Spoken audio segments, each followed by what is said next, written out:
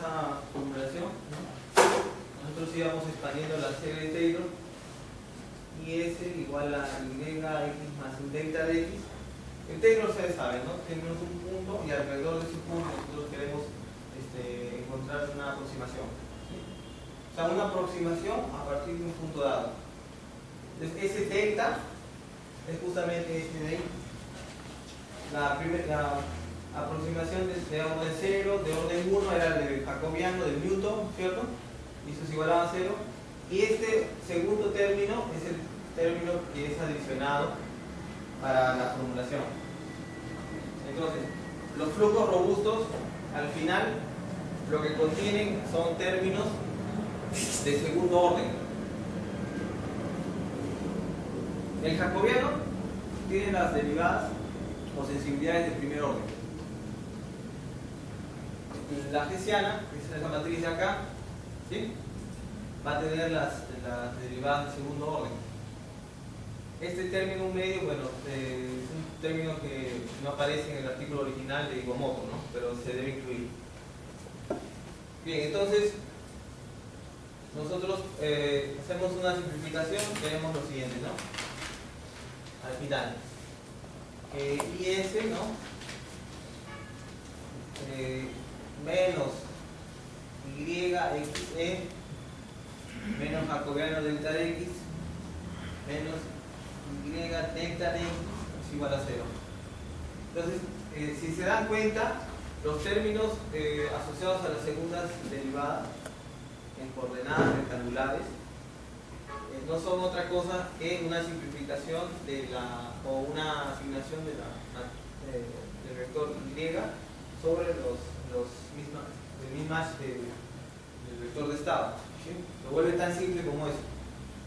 O sea, a ver, el Y de nuestra ecuación anterior tenía esta forma, ¿no? Algo así. A, X1, X1, X1, X2, todo eso son las coordenadas rectangulares, ¿sí?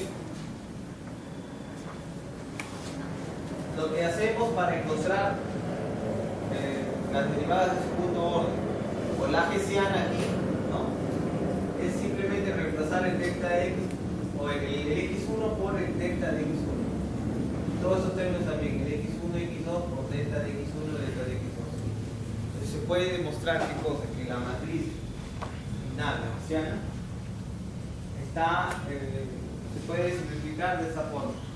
Entonces ya tenemos las de orden 0, las de orden 1 y las de orden 2, la ecuación de multiplicador. Ahora, ustedes se habrán puesto a pensar, ¿por qué el flujo de carga en el título del capítulo se dice llamar como optimización de paso? ¿Sí? Es la segunda pregunta. Es optimización de paso, ¿por qué? Porque vamos a introducir un tamaño de paso. Un tamaño de paso tal que nos ayude a distinguir cuándo es que debemos caminar más o debemos caminar menos en el proceso de Newton. El proceso de Newton tiene convergencia cuadrática y realmente es muy bueno, ¿no?, cuando están dentro de la región factible.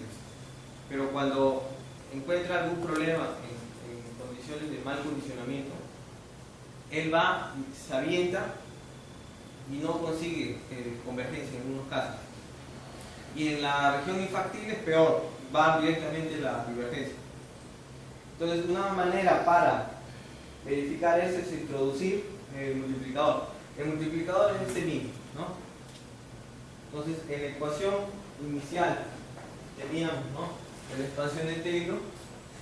Lo único que hemos hecho es ¿qué cosa? En vez de avanzar un delta de X, vamos a avanzar un mi delta de X. ¿Sí? Entonces, el delta de X que ustedes veían acá es el delta de X que han resuelto con el método de Newton. Es tan simple como eso. Es la variación de las tensiones que ustedes tenían y que utilizaban dentro del método. Pero para no avanzar con el método de Newton, porque el Newton va directo, o sea, no prevé esas situaciones de mal condicionamiento, es que se le agrega un mi, ¿sí?, un tamaño de paso. Ahora, ese tamaño de paso que ustedes ven ahí es un tamaño de paso que no ha sido adicionado con un valor constante. No es un tamaño de paso que va cambiando en función de cómo se mueva el proceso de convergencia o dependiendo mucho de la superficie de búsqueda de soluciones. ¿Sí? Entonces el tamaño de paso va a ser realmente el que va a determinar si existe o no solución, y va a modular el tamaño de paso original Newton para andar de forma más eficiente o a veces hasta conservadora y lograr la convergencia en sistemas mal condicionados. ¿Sí? Entonces, el delta de x pasa a mi delta de x. Esa es la ecuación, ¿no? Aquí tenemos el multiplicador óptimo.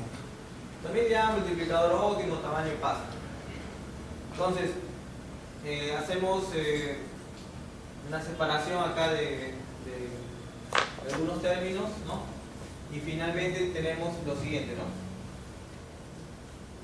Tenemos esta ecuación, que es importante. Este y YS menos YXE viene de estimación, ¿no? Este de acá es el mismatch de potencia, el A, más el mi multiplicado por menos J multiplicado por delta de X, ¿sí? Más el mi al cuadrado, el menos Y delta de X, que sería el C, el último término, ¿no? El asociado a la sensibilidad del segundo orden. Entonces, este es un vector residuo, este es un vector también de la multiplicación de jacobiano con delta de X, y el otro también es un vector. Finalmente tenemos esta ecuación, es un pequeño sistema. ¿Sí? Entonces, finalmente, lo que queremos acá es encontrar un mi tal que se cumpla esto. Son un tamaño de paso tal que cumpla esta ecuación. ¿Ya? Entonces, este es un vector. Este también es otro vector, pero multiplicado por 1000. Este es otro vector, multiplicado por 1000 cuadrado. Entonces, para obtener la solución de este sistema, lo que hacemos es utilizar la función costo, la que les decía. Un medio, la suma de estos términos, ¿no? La suma de cuadrados. Primer término, segundo término, tercer término, todos una sumatoria de cuadrados. Para minimizar esto, ¿qué hacemos? Pues derivamos con respecto a mí, ¿no?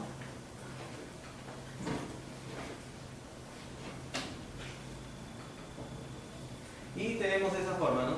Tenemos el G0, G1, mi, G2, cuadrado, ¿no? Y más G3, mi, Q.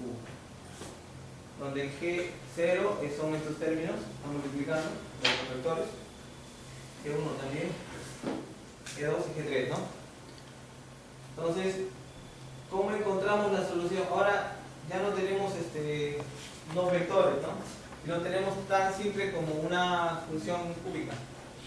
Es una función cúbica. Existen dos formas de resolverlo.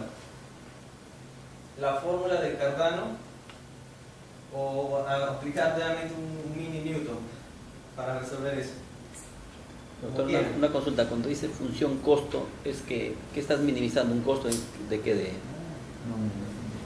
O sea, la función costo está representando sí, los residuos, ¿no? Esta de acá. En programación matemática, normalmente se define la función costo no porque esté implicando dinero, sino porque es una función costo por el costo de minimizar algo. En algunas otras implicancias o variables, ¿no? Entonces la función costo entre comillas, ¿sí? Es realmente la sumatoria de cuadrados, ¿no? De los residuos. Al final esos son residuos más las contribuciones de esos mil, ¿no? Entonces son términos algo diferentes, ¿no? Pero también relacionados con los residuos de potencia. Bien, entonces resolvemos la función, la ecuación cúbica, ¿no?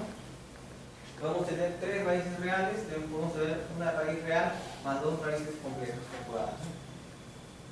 Entonces, el caso es que debemos encontrar solamente una raíz real para el mismo. ¿Sí? Entonces, como idea de la utilización de paso, ¿no? es tornar el método de Newton convencional más robusto, eficiente, ¿no? Se asume que de las 3 raíces de la ecuación cúbica se debe escoger una raíz real más próxima a la unidad. A ver, aquí ya para explicarles un poco. Esa ecuación de ahí va a resultar en 3 mis, ¿ya? Del tamaño de paso. Nosotros vamos a elegir alguna de ellas que esté más próximo a la unidad. ¿Por qué elegimos la que esté más próxima a la unidad? Porque el tamaño de paso, cuando es igual a 1 o es la unidad, es igual al paso Newton. ¿Sí? O sea, lo que nos interesa es estar pegado al paso de Newton. No enteramente distanciado, sino estar próximo, que module encima del paso Newton.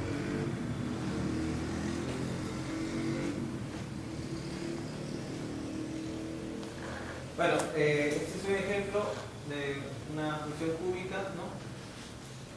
Tenemos, tiene 3 raíces, ¿no? Menos 4, menos 1 y 2. Con la fórmula de Cardano, bueno, es toda una serie de manipulaciones, ¿no? Y finalmente nos da pues las soluciones aquí, ¿no? Menos 2, menos 1 y 4. O lo pueden hacer como en Newton, ¿no? Lo derivan. Tienen el delta de x nuevamente menos f de x sobre dividido entre f' de x, ¿no? Usan un punto inicial, por ejemplo 5, ¿no? Y listo. Convergen en 4 iteraciones y más. Bueno, y la opción favorita, ¿no? Que debe ser de ustedes. Usan el loop de MATLAB nada más. Esta es una línea, ¿no? Eso no sé. Eso está bien, ¿no? Claro, más rápido. Bueno, entonces esa es la introducción para el flujo de carga con optimización de paso. Vamos a recordar un poco, ¿no? El proceso iterativo. ¿Sí? A ver, eso es netamente lo que ustedes hacen en el flujo de carga. Ustedes tienen qué cosa, tienen el especificado, el calculado, y después obtienen los delta de x, ¿cierto? Bueno, en la terminación del paso óptimo definimos esta diferencia entre especificado y calculado igual al vectorado. Si ustedes se dan cuenta, ¿no? Este producto de menos j delta de x es igual al menos a. O sea, ¿qué quiere decir? De que el b directamente puede ser calculado como el menos a. ¿Sí? En la ecuación que teníamos de segundo orden, aquí, ¿no? Ustedes tienen el a, coincide con los residuos de potencia. Son enteramente los residuos de potencia. El b es el negativo de esto, es el negativo de los residuos de potencia. Punto. Simple, ¿no? Simple, pero eso está ahí escrito. Simbólicamente. Y el tercer término, el término c, ¿de acuerdo? Es directamente que menos y, ¿no? Y tenían la matriz A de coeficientes, la multiplicación de términos del estado, ¿no? Los valores del estado, pero eso iba a ser reemplazado por los delta, ¿no? Delta T. Bien, entonces esa es la mejor parte, ¿no? ¿Cómo se va a implementar esto? ¿O cómo lo implementaremos? A ver, para los que pues, están viendo esto, ¿no? Lo del Newton. Delta de x igual a menos j, ¿no? A la menos 1, delta de y. ¿Sí? ¿Recuerdan esa parte? Respuesta por la Ya. Entonces, ¿nosotros qué hacíamos? X es igual a una iteración anterior, ¿no? Y este eran los desvíos, ¿cierto? De teta y de B. ¿Sí? Está igualito. O sea, ustedes hacían esto y después pasaban acá, ¿cierto? Lo único que van a hacer es acá, en paso intermedio, definir A, B, C, definir G0, G1, G2, G3, definir el tamaño del paso, que es un escalar, es un número, ¿no? Actualizar delta de X, ¿no? El tamaño del paso multiplicado por delta de X. Entonces, este tamaño de paso, ¿no? Cuando lo calculamos, realmente va a ser el que va a modular el avance de Newton. ¿Sí? O sea, el Newton quiere avanzar en delta de X, pero cuando ustedes aplican el método, obtienen un MIN que puede ser conservador en situaciones de mal condicionamiento, o sea, se frena, va a pasos más despacio, o sea, va con un valor menor a 1, ¿no? Avanza poco a poco hasta encontrar la convergencia y se asegura. En cambio, el Newton no, el Newton iría corriendo a la convergencia, pero a veces debido a los sistemas puede que diverja. Entonces eso es lo que ayuda a que Newton sea conservador, y esto también ayuda a que Newton detecte cuando es infactible. Ese MI se va a contraer tanto cuando llegue a la frontera. Es como si el Newton estuviera al frente de la pared, una pared, y la pared es la frontera. Entonces se va a ir de frente y cuando va a estar casi cerca de la frontera va a dar pasos pequeñitos y el MI le va a decir, ¿sabes qué? Estás en la frontera. El MI se va a hacer 0. O sea, el MI va a evitar que el Newton se estrelle. ¿Sí? Si ustedes no colocaban el MI, el Newton se estrellaba y se iba al otro lado y ya divergía. ¿Okay? Entonces son dos aplicaciones. Uno es para sistemas mal condicionados, va a dar pasos pequeños, pero suficientes para asegurar la convergencia. Y otro es que el MI va a detectar justamente la pared, la frontera, ¿no? La frontera de factibilidad. Bien, entonces acá hay un ejemplo de un sistema de ecuaciones algebraicas no lineales. Tenemos el x1 y x2, ¿no? Justamente es un sistema parecido a flujo de carga. Resolvemos aquí el F1, F2, el jacobiano. Ustedes saben el jacobiano, ¿no? El F1 acá, el F2 acá, y las derivadas, ¿no? X1 y X2. Acá los desvíos de la variable de estado, ¿no? Y tenemos el proceso iterativo, ¿no? Se fijó X1 y X2 en 1 y 1, por ejemplo. Entonces fuimos avanzando, ¿no? Tenemos los residuos, ¿no? Que sería el F1 y F2. Tenemos los desvíos de las variables de X1 y X2. Estos dos se suman acá, ¿no? A este y este tenemos la iteración 1, ¿no? Así va. Entonces, ustedes pueden notar, ¿no? El proceso de convergencia hacia la solución. La solución ahí es menos 8 y 1.2. Ahora vamos a incorporar la optimización de paso, ¿no?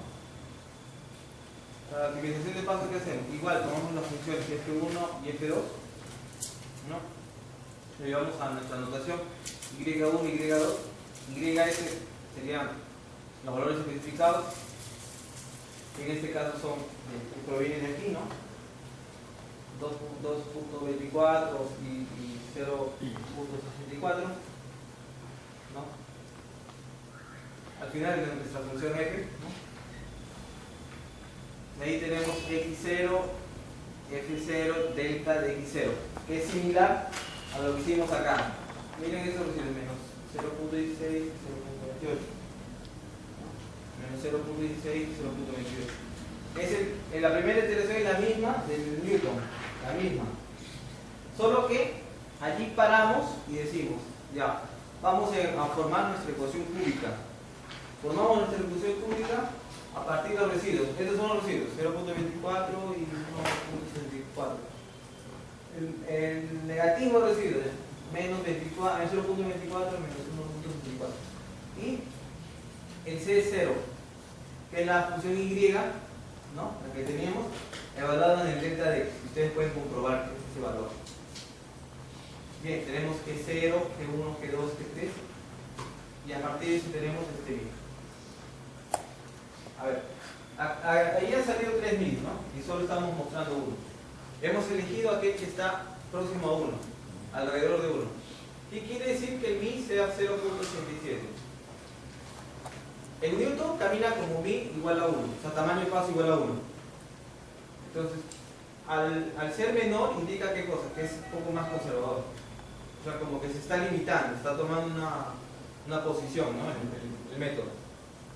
Entonces, este x1 va a resultar de x0 más tamaño de paso delta de x0. Este x1 es diferente, bueno, el 0.8592 y 1.2463 es diferente al método de Newton convencional, ¿no? Estamos acá. Y así el método va a ir, ¿no?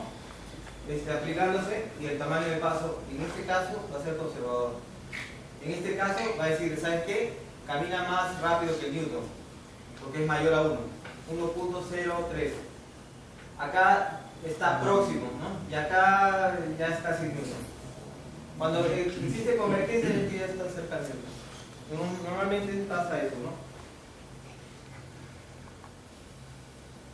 Bien, entonces, los casos que vimos, ¿no? Resulta lo siguiente. El primer valor calculado de mi es menor a 1, indicando que el tamaño de paso es menor que el método convencional. Entonces es mayor que es mayor al método convencional, ¿no? Y la función costo que teníamos con el método convencional se hacía lo siguiente, ¿no? Teníamos un valor inicial de 555,92, bueno, elevado a 10 a la 5, y con el mi tenemos ese valor. Si ustedes se dan cuenta, ya desde la primera iteración el mi ya está optimizando, ¿no? El valor de la función costo. O sea, es un método que incorpora en cada paso la optimización o minimización de la función costo. La función costo es la función que está relacionada con la función máxima, para establecer la solución del flujo. Entonces, en el caso del mi, ¿no? El tamaño de paso, más óptimo. Bueno, se incluye acá el factor de un medio, ¿no? Y va más rápido, ¿verdad? Va a 73, por ejemplo. Entonces, ya para los que estaban preguntando por el flujo de carga, ¿no? Y el flujo de carga, ahí está. Ese es el ejemplo de inicial, ¿no? Teníamos las ecuaciones en coordenadas rectangulares, tenemos la matriz de admitancia, tenemos las potencias nodales, tenemos las potencias nodales asumiendo, ¿no? que el E1, ¿no? Es igual a 1, el F1 es 0, ¿no? El E2 y el F2 son los que tienen que entrar acá. Entonces, tenemos los residuos, ¿no? En función de E2 y F2, delta de F2, delta de F2, tenemos el jacobiano, que lo habíamos visto antes, y para esta condición de carga, ¿no?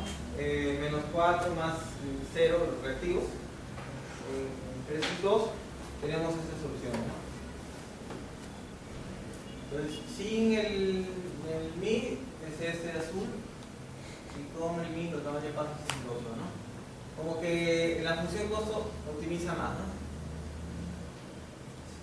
Y el tamaño de paso aquí, en Newton siempre es 1. Es lo que se puede interpretar. O sea, en Newton avanza como tamaño de paso 1, el convencional. En la dimensión de paso no, puede ser conservador y utilizar otros calores. ¿Sí? Entonces, así como ven, el multiplicador o el tamaño de paso está haciendo más iteraciones, ¿no? Sí, pues ese es un problema de Iwamoto. Sí, Iwamoto diseñó un método bueno, pero se le olvidó el 1 medio y se le olvidó las aplicaciones comerciales que existen actualmente en coordenadas polares, ¿no? Entonces ese es un problema, ¿no? Después bueno, acá también tenemos un punto infactible, o sea, fuera de la frontera.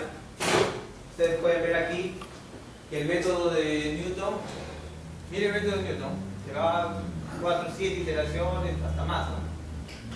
De la función costo. En cambio, el multiplicador asume pasos pequeños hasta reducir hasta un valor. No hace el cierre en cero, ¿no? Sino es una pequeña diferencia. Porque no puede encontrar, puede ser en la función aquí, ¿no? Si hacemos un zoom acá, no puede encontrar una función costo igual a cero. No va a haber un valor residual. Desde el punto infactible, el tamaño del paso va a ser igual, va a tender a cero. O sea, la función f va a llegar a un valor mínimo, ¿no? Diferente de cero. O sea, va a encontrar una solución sin divergencia, pero una solución que no es cero, sino que va a tener un valor diferente de cero. ¿Sí? Entonces, ¿qué es lo que va a hacer esto? El punto inicial era ¿ya? Esa es la frontera de factibilidad. Asumimos siempre que estamos dentro de la frontera. Entonces, avanzamos así, ¿no? De ahí avanzamos acá y conforme va avanzando, el I se va haciendo bien pequeño. Es como si yo tratara de chocar a una pared, ¿no? Y el método de Newton, pues, me permite chocar rápidamente, ¿no? Tiene una convergencia cuadrada. Pero debido al mi, el mi me va como frenando, ¿no? Va frenando hasta llegar a la misma pared. Entonces toco la pared, estoy acá, y el mi se va a hacer un valor bien pequeño. Entonces cuando el mi se hace un valor bien pequeño, indica qué cosa. Estoy sobre la frontera. Cuando el mi es pequeño, es muy pequeño, tendiendo a cero, indica que la solución que nosotros queríamos allá no se puede calcular. No se puede calcular y principalmente por el indicador del mi, ¿no? Tamaño de paso. ¿Sí?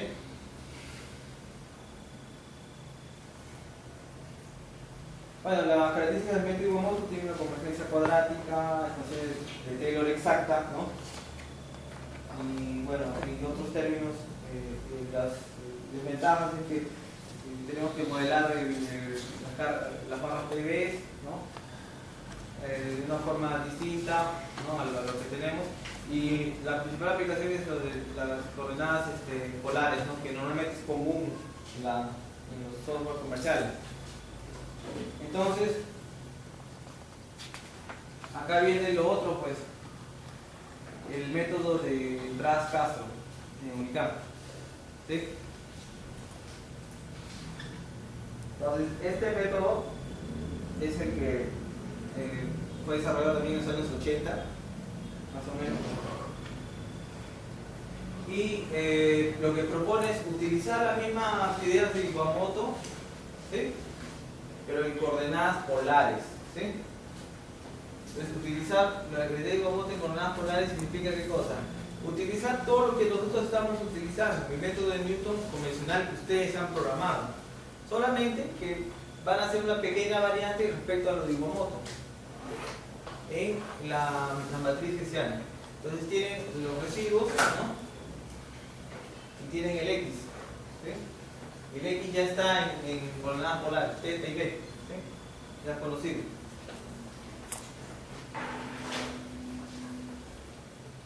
Entonces tenemos nuestras ecuaciones, ¿no? De potencia nodal, son conocidas también. Tenemos la expansión de Taylor. En la expansión de Taylor pueden ver la potencia especificada, ¿no? Menos la calculada, el menos j delta de x y el t, ¿no? El t que era el término c. El t va a estar conformado por esos términos, potencia activa y reactiva. ¿Sí? Esto de aquí es un vector de residuos. Este de aquí es el negativo de los residuos de potencia. La misma idea de Iwamoto. El T va a ser algo diferente, ya proviene de la matriz hessiana, ¿no? Desarrollada.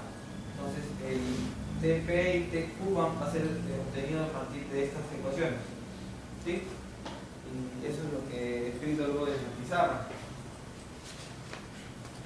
Entonces la función costo sería delta de S, o sea, delta de S tiene todos los residuos de potencia, ¿no? Transpuesto, multiplicado por delta de S, ¿no? Es el vector, entonces indica, esta multiplicación punto, indica una sumatoria de cuadrados, ¿no? Bien. Tenemos esto, ¿no? Hemos introducido el multiplicador, tan igual como lo hizo Iwamoto, y obtenemos también una función cúbica. Coordenadas polares. Igual que Iwamoto, el vector B es igual al negativo del A, ¿no? Y el C proviene de Hessiana, ¿no? Tenemos igual el desarrollo de la cúbica, igual el G0, G1, G2, G3, lo mismo, las mismas ecuaciones.